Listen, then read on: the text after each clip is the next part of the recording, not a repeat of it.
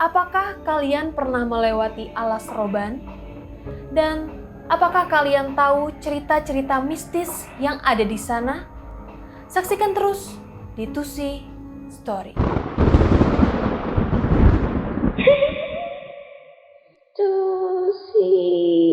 Welcome back to Tusi Story, di mana ada Tusi, di situ ada story. Nah, di story kali ini aku akan membahas cerita misteri yang berasal dari sebuah kawasan yang bernama Alas Roban.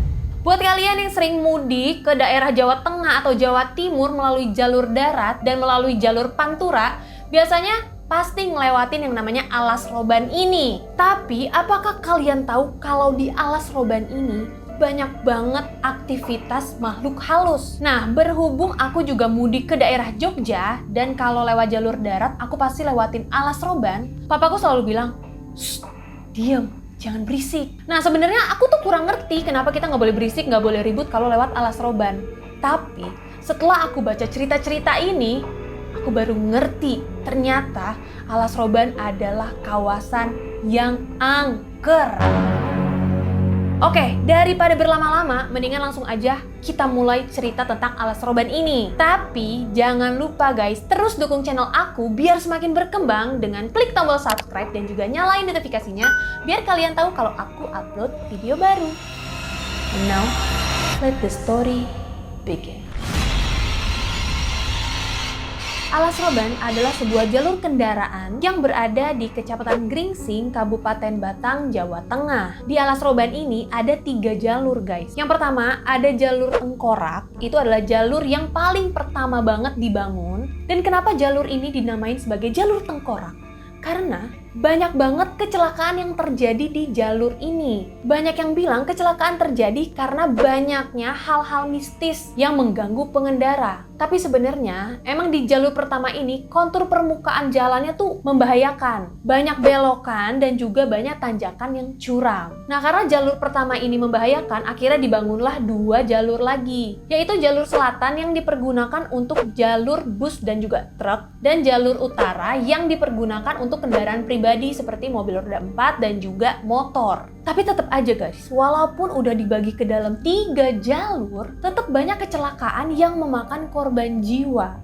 Maka dari itu, kejadian-kejadian ini dihubungkan dengan hal-hal mistis yang ada di Alas Roban. Dan ternyata guys, tempat ini angker karena sejarah pembuatannya.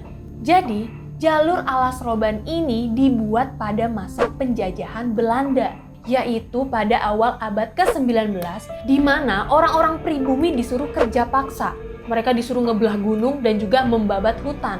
Nah, karena kerja paksa ini, orang-orang pribumi tuh banyak yang meninggal dunia. Gak cuma karena kerja paksa, mereka juga banyak yang disiksa oleh pemerintahan Belanda. Nah, abis disiksa dan udah tewas, mereka kayak dibuang aja gitu di jalan atau dibuang ke dalam hutan. Jadi banyak yang bilang di Alas Roban banyak arwah-arwah bergentayangan akibat korban kerja paksa itu. Di tahun 1980-an ada peristiwa terkenal yang namanya peristiwa Petrus. Peristiwa Petrus ini adalah peristiwa penembakan misterius. Nah, mayat-mayat dari peristiwa Petrus ini banyak banget yang dibuang ke Alas Roban. Karena pada saat itu Alas Roban merupakan daerah yang sangat sepi. Jadi nggak akan ada yang tahu siapa penembak dari korban-korban tersebut. Nah, pokoknya karena 2 hal inilah Alas Roban dinilai angker oleh warga sekitar dan juga pengendara-pengendara yang lewat daerah tersebut. Karena banyak arwah-arwah korban yang matinya gak tenang. Nah, cerita-cerita mistis yang ada di Alas Roban ini banyak banget dialamin oleh pengendara yang lewat jalur tersebut. Yang pertama ada cerita dari Pak Eko dan kejadiannya di tahun 2013. Jadi Pak Eko ini sebenarnya udah sering banget lewat Alas Roban, tapi dia tuh sebelumnya nggak pernah mengalami kejadian-kejadian aneh atau kejadian-kejadian mistis. Nah, di tahun 2013 ini, waktu perjalanan pulang dari Semarang ke Tegal, dia mengalami hal mistis yang mengerikan. Pak Eko ini selalu pulang pergi dengan menggunakan motor dan dia pada saat itu berangkat dari Semarang jam 5 sore. Keadaannya hujan udah rintik-rintik guys. Dan waktu masuk ke kawasan Alas Roban, keadaannya udah hampir maghrib gitu. Nah, Pak Eko ini lewat jalur utara yang jalur khusus pengendara pribadi, yaitu motor dan juga mobil roda 4. Jalur utara ini adalah jalur terpendek yang ada di Alas Roban, tapi jalurnya menanjak. Waktu masuk ke daerah Alas Roban, lalu lintasnya tuh rame guys, banyak mobil dan juga banyak motor. Abis itu di jalur utara ini banyak orang-orang yang jualan di pinggir jalan. Jadi Pak Eko ya santai aja lah, nggak takut, nggak mikir macem-macem akan ada kejadian mistis gitu. Cuman Pak Eko nih mulai merasa aneh karena dia tahu betul kalau lewat jalur utara Alas Roban ini paling nyampe ke ujung jalan tuh cuma 5 menit. Tapi pada saat itu dia merasa kok nggak nyampe-nyampe ujung jalan ya, kayak udah hampir setengah jam gitu, tapi Pak Eko tuh nggak nyampe di ujung jalan Alas Roban. Merasa ada yang nggak beres, dia tuh nengok kanan, kiri, nengok pokoknya ngecek-ngecek jalanan, tapi jalanan masih rame, masih banyak motor dan juga banyak mobil. Lalu sedetik kemudian, dalam sekejapan mata, tiba-tiba Pak Eko berada di tempat lain. Tempat itu sepi dan juga gelap banget. Terus gak ada satupun kendaraan yang lewat, motor, mobil, truk, bus, gak ada. Sama sekali gak ada, cuma Pak Eko doang di tengah jalanan, gelap, sepi, sendirian. Otomatis dong Pak Eko langsung berhenti karena dia nggak percaya, dia kucek-kucek mata. Terus dia juga baca-baca doa sambil dia pejemin mata gitu. Tiba-tiba pas dia lagi baca doa sambil merem, dia kaget karena ada suara klakson truk besar yang ngelewatin dia. Sampai-sampai kernet truk ini bilang, "Mas, ono opo mas?" Karena teriakan dari kernet truk ini, Pak Eko langsung sadar dan dia bales si kernet truk, "Gak apa-apa mas." Habis dia tersadar sepenuhnya, Pak Eko langsung tahu dia ada di mana. Ternyata guys, dia kayak dipindah gitu dari jalur utara ke jalur tengkorak yang sangat sepi. Nah karena Pak Eko ini udah takut setengah mati, akhirnya dia lanjut jalan tapi barengan sama truk yang lewat di sampingnya dia. Jadi dia kayak barengin truk gitu. Emang guys, katanya kalau misalkan lewat Alas Roban ini, ada pengendara yang suka tiba-tiba dipindahin aja gitu. Jadi ada bis atau ada truk yang tiba-tiba dipindahin ke tengah hutan. Gak cuma dipindahin aja guys, banyak mobil-mobil atau motor yang suka diputerin dan disesatin sama makhluk-makhluk yang ada di sana. Nah, cerita dari pengendara yang disesatin terjadi di tahun 2017 yang dialamin oleh Randy dan juga 4 teman geng motornya. Jadi si Randy sama keempat temennya nih mau touring dari daerah Magelang ke daerah Brebes. Dan itu udah pasti ngelewatin jalur Alas Roban ini. Mereka berangkat jam 4 sore dari Magelang dan masing-masing bawa motor sendiri kecuali si Randy yang digoncengin sama temennya. Dan ternyata guys, Randy ini orangnya sensitif dan dia punya bakat ngeliat hal-hal yang goib. Dan dari awal mau berangkat, feelingnya Randy ini udah nggak enak. Cuman dia juga nggak enak sama temen-temennya kalau tiba-tiba ngebatalin ikut touring ke Brebes. Jadi Randy diem aja, nggak ngasih tahu temen-temennya kalau feelingnya nggak enak. Nah, pas masuk ke kawasan Alas Roban, feelingnya Randy udah makin nggak enak. Apalagi waktu mereka masuk kawasan itu, nggak ada kendaraan lain guys. Nggak ada motor, nggak ada mobil, nggak ada bus, nggak ada truk. Makin aneh dong si Randy ini. Ini jalanan kok nggak ada apa-apa, cuman mereka berempat aja. Padahal itu baru jam 9 malam guys. Tiba-tiba si Randy ngeliat di pohon-pohon yang ada di pinggir jalan ada sesuatu yang ngeliatin rombongannya si Randy. Tapi tetep aja nih, si Randy nggak mau ngasih tahu temen-temennya. Mungkin si Randy nih nggak mau kasih tahu temen-temennya ya, takut temen-temennya tuh nggak fokus bawa motornya. Jadi dia cuma ngomong aja nih ke Sandi, "San, jalanannya gelap banget. Hati-hati ya kalau belok. Saya juga mau merem aja, takut." Pas merem, Randy ngerasa tas ransel yang dibawa sama dia makin lama makin berat. Kayak ada yang narik gitu dari belakang. Karena punggungnya makin lama makin sakit, tas ranselnya juga makin berat. Akhirnya Randy mutusin untuk buka mata. Dan waktu si Randy ngeliat ke belakang, gak ada apa-apa guys ternyata. Tapi pas dia lihat ke depan lagi, salah satu temennya yang bawa motor sendirian namanya Angga, saat itu dia nggak lagi sendirian. Ada yang ngebonceng guys, dan itu ternyata adalah Mbak Kay. Saking kagetnya si Randy nih ngelihat ada cewek rambut panjang pakai baju putih duduk di belakangnya Angga, dia langsung kucek-kucek mata, tapi dia malah ngelihat itu semakin jelas dan itu bener-bener Mbak Kay guys. Mbak Kay duduk di belakangnya si Angga ini. Tetep aja guys, si Randy ini gak mau ngasih tahu temen yang ngasih tahu si Sandi atau ngasih tahu si Angga. Ya dia takut tiba-tiba si Angga nanti jadi oleng bawa motornya terus malah jadi jatuh. Jadi si Randy nih cuma diem aja, merem terus dia baca doa. Udah nih kan, mereka lanjut aja jalan tuh di Alas Roban. Tiba-tiba di depan tuh ada persimpangan dua arah. Yang ke kanan ke Batang dan yang ke kiri ke daerah lain. Nah karena mereka berlima ini mau ke arah Batang, jadi mereka ambil kanan lah. Tapi 10-15 menit mereka ambil jalur kanan, tiba-tiba mereka nyampe di persimpangan itu lagi guys. Sama persis dengan dua arah yang sama. Yang ke kanan ke Batang, yang ke kiri ke daerah lain. Terus karena mereka bingung, mereka berhenti lah tuh. Nah si Sandi nih ngasih tahu ke Randy, Ren, bukannya kita tadi lewat sini ya? Kok bisa balik lagi sih? Ini kan jalanannya lurus aja ke depan, gak ada muter-muter. Si Randy cuma jawab, udahlah doa aja dalam hati gitu. Karena gak mau ngulangin hal yang sama, dia diputerin lagi. Akhirnya mereka ngambil jalur kiri. Pas mereka ngambil jalur kiri, si Mbak Kay yang ada di belakangnya Angga ini tiba-tiba terbang. Abis itu dia langsung cekikikan. Saking takutnya si Randy ini langsung bener-bener pejemin mata gitu, kayak bener-bener merem gitu sambil mencengkram bahunya si Sandi. Abis itu si Sandi juga bilang, Ren tutup mata aja kalau takut. Tadi ada yang cekikikan kan? Gitu ternyata si Sandi tuh juga dengar ada yang cekikikan, gak cuma si Randy aja. Nah setelah 15 menit mereka jalan belok kiri, mereka ngeliat lampu-lampu rumah warga. Dan bener guys, akhirnya mereka sampai ke daerah Batang. Dan tadi tuh bener-bener diputerin, disesatin sama si Mbak Kay itu. Udah kan, setelah mereka ngelihat lampu-lampu rumah warga, akhirnya mereka mampir ke sebuah minimarket. Nah, di sana mereka kayak tuker-tukeran cerita gitu, kenapa mereka bisa sampai diputerin. Dan ternyata yang denger Mbak Kay cekikikan tuh gak cuma Sandi sama Randy.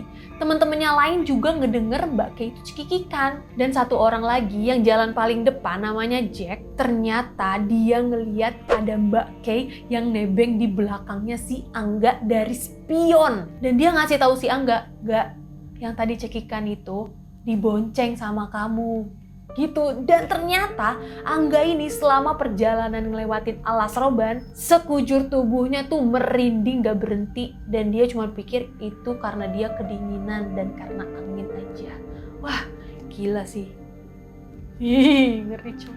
Lanjut guys, cerita mistis yang paling terkenal berasal dari Alas Roban adalah warung gaib. Cerita ini dialami oleh sebuah keluarga dan terjadi sekitar tahun 2001 sampai 2005. Mereka sebenarnya tinggalnya di Secang, tapi mereka mau mudiknya ke Jakarta, lewatin Alas Roban pastinya. Mereka memutuskan untuk jalan setelah asar, dan waktu mereka memasuki kawasan Alas Roban, waktu sudah menunjukkan pukul jam 9:30. Nah, keluarga itu terdiri dari bapak, ibu, kakak, dan 2 orang adik. Jadi mereka nih berlima. Waktu baru mau masuk jalurnya Alas Roban, mereka tuh agak-agak aneh karena jalanan tuh bener-bener sepi, nggak ada kendaraan lain. Tiba-tiba mobil mereka tuh kayak nabrak sesuatu gitu. Nah, karena mau ngecek apa yang ditabrak, akhirnya kakak dan juga si bapak nih turun dari mobil. Tapi waktu mereka muter-muterin mobil tuh, gak ada apa-apa, gak ada yang lecet dan gak ada yang ketabrak. Pokoknya semuanya baik-baik aja lah. Nah karena gak ada apa-apa, akhirnya mereka ngelanjutin perjalanan. Dan pada saat itu cuacanya udah mulai rintik-rintik air hujan. Tapi gak lama setelah mereka jalan, ada lampu warga dan sekeluarga ini udah lumayan tenang gitu ngelihat ada lampu rumah warga yang nyala. Tapi pas mereka ngedeketin, ternyata itu adalah tenda pecel lele yang ada di bawah pohon besar. Karena sekeluarga itu lapar, akhirnya mereka mutusin buat ya udahlah mampir aja sekalian makan, sekalian istirahat juga. Nah waktu si kakak turun dari mobil, tiba-tiba dia kesandung. Aduh! Ternyata si kakak nih kesandung sama tiang pasak tulisannya kilometer 15. Terus kakaknya karena penasaran nanyalah sama yang jual, "Pak, kok masih buka sih jam segini? Kan udah sepi jalanan," gitu. Dijawablah sama yang jual, "Iya nih mas, sebenarnya saya udah mau tutup, tapi karena mas dateng, ya nggak apa-apa, saya tutupnya nanti aja, rezeki saya sama istri saya." Gitu katanya. Padahal si kakak ini nggak ngelihat ada istrinya yang jualan. Tiba-tiba guys, di depan pintu tenda nih, istrinya berdiri. Ya udah, karena kakaknya nggak curiga apa-apa, akhirnya lanjutlah nih sekeluarga itu makan pecel ayam. Dan menurut pengakuan dari keluarga ini, pecel ayamnya tuh enak. Mereka juga makan dengan sangat lahap sampai kenyang. Setelah selesai, mereka baliklah ke mobilnya. Pas si kakak ini mau masuk mobil, dia kesandung lagi nih. Aduh, dia kesandung hal yang sama. Tiang pasak kilometer 15. Nah si kakak ini udah rada-rada kesel kan, dia kesandung 2 kali dengan hal yang sama. Udah tuh, ya udah karena kesandung doang ya udahlah. Akhirnya mereka lanjut jalan ke Jakarta. Alhamdulillah guys, sampai Jakarta mereka selamat. Dan beberapa hari kemudian keluarga ini memutuskan untuk pulang lagi ke Secang. Udah tuh kan, mereka balik lagi ke Secang pasti lewat Alas Roban lagi. Tiba-tiba si adek ini kebelet pipis. Nah karena kawasan Alas Roban ini cuma hutan aja, jadi si bapak tuh cuma minggir doang buat nyuruh si adek pipis. Dan pada saat itu waktu menunjukkan pukul 1 siang. Tiba-tiba guys, si kakak ini kepikiran sama pecel ayam enak yang sebelumnya mereka makan di situ. Terus si kakak ini akhirnya turun buat ngeregangin badan sama nyari udara segar lah. Pas lagi dia turun guys, dia ngeliat ada pasak kilometer 15 yang bikin dia kesandung 2 kali. Nah gara-gara pasak itu si kakak ini makin keingetan sama tenda pecel lele yang gak jauh dari pasak kilometer 15 itu. Tapi yang dia lihat 1 meter di belakangnya pasak kilometer 15 itu adalah jurang guys, jurang yang sangat dalam. Padahal dia inget banget, apalagi dia tuh kesandung 2 kali sama pasak kilometer 15 itu yang gak jauh dari tenda pecel lele. Dan ada pohon besar di atas tendanya. Karena kakak ini kaget dan bingung, akhirnya dia memutuskan untuk manggil bapak sama ibunya. Dan waktu bapak sama ibunya nih ngecek, akhirnya mereka sadar kalau malam sebelumnya mereka makan melayang di atas jurang. Wah, gimana caranya mereka makan di atas jurang? Terus yang dimakan apa sih guys? Yang dimakan pecel ayam apa pecel yang lain? Itulah guys cerita tentang warung gaib. Tapi ternyata gak cuma ada warung gaib aja di Alas Roban ini. Ada juga warung tambal ban goib.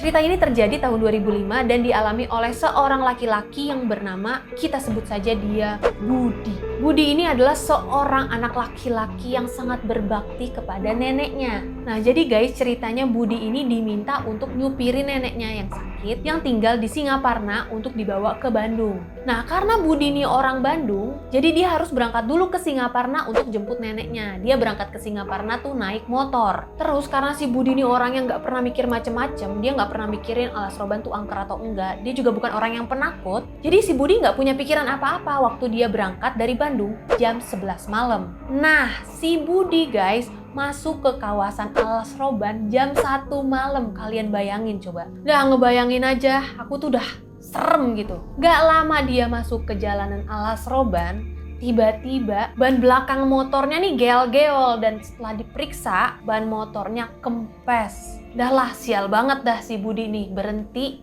di tengah jalur Alas Roban. Pada saat itu keadaan jalanannya tuh super sepi, super nggak ada pencahayaan, pokoknya gelap banget dan dia cuma sendirian di jalan itu. Tapi si Budi ini tetap cuek, dia nggak mikirin apa-apa dan akhirnya dia nerusin perjalanannya dengan nenteng motornya ini. Nenteng. Apa? Nuntun bukan nenteng. Gak lama dia jalan, sekitar 30 menitan, si Budi ini ngeliat ada warung dengan pencahayaan yang remang-remang. Waktu makin deket, warung yang dia lihat ternyata adalah warung tambal ban. Wah, beruntung banget dong si Budi ini. Nah warung tambal ban itu ditungguin sama kakek-kakek yang wujudnya kayak orang biasa. Pakai bajunya juga biasa gitu, celana panjang, kaos, pakai sarung juga, terus pakai kupluk jadi kayak Kang Pila gitulah. Nah waktu si Budi ini udah nyampe di warung tambal ban, si kakek nanya, "Dek, udah sholat isya apa belum?" Dijawablah sama si Budi, "Belum kek." Abis itu si kakek jawab lagi, "Tuh di bawah ada tempat sholat sama keran air, udah sholat dulu aja sana. Kalau pas balik bapak nggak ada, uangnya taruh aja di tempat-tempat kunci."